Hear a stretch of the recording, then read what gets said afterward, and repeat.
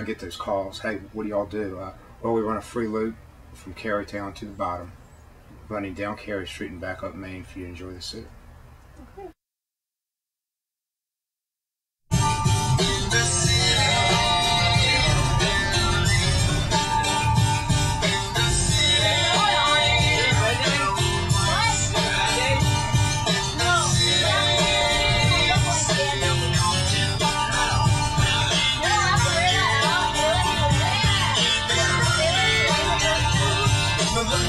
Everybody to the Wild West, a state that's untouchable like Elliot Ness. The track is severe, drawn like it's lucky to chest. Like a vest for your Jimmy and Diddy and sex. We that sunshine set for the bum and tempe. The state with the life on the hands for empty.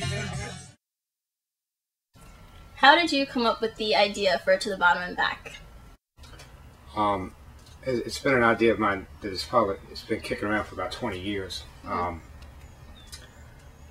Growing up, my father was really into responsible partying, and he would let us use his Winnebago if we had a designated driver. So it kind of stems from that. When did you guys start this bus? August the 18th of 2009. How do kids normally act? Oh, really good. Everybody kind of greets everybody when they get on the bus. They kind of talk back and forth. It's really it's a good feeling because there's a lot of positive energy on this bus. There's really no hostility. What are you thinking? How do you feel when you're surrounded by a bunch of drunk college students?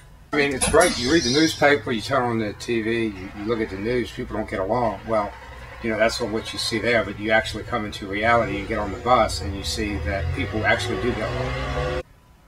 What's the craziest thing you've ever seen a kid do on the bus?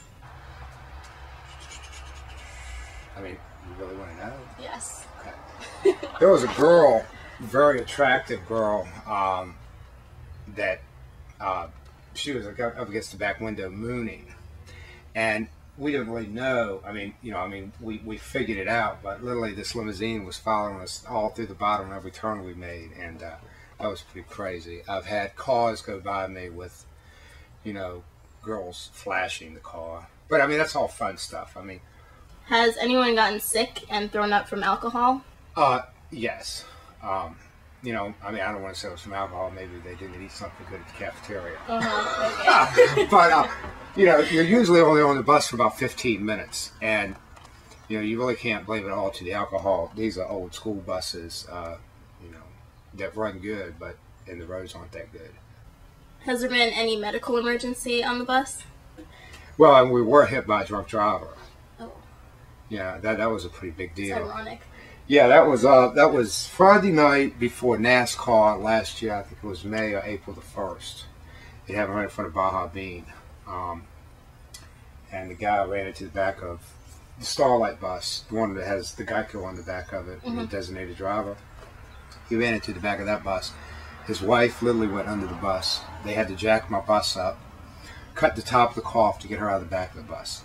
And it was at 1 o'clock in the morning, so by the end of all of this, there were hundreds and hundreds of people who saw how dangerous it is to drink and drive, because it was right there. They might not have seen the accident, because that happens in a second, but the hours it took for them to, get the car from under my bus and get her to the hospital and take him to jail, it was about 3 hours. Yeah, it was an eye-awakening moment for a lot of people. Do you know how the woman She came home a day or two after the accident, yeah. The fire department did an incredible job, man. They jacked that bus up and cut the top of the car off.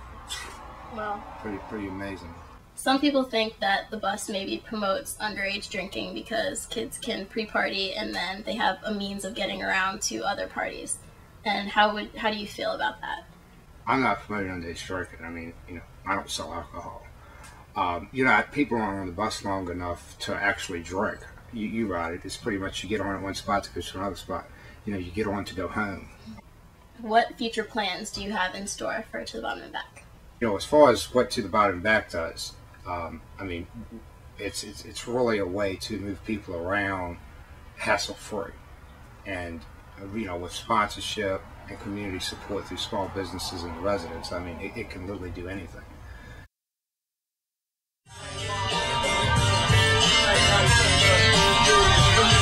Come on.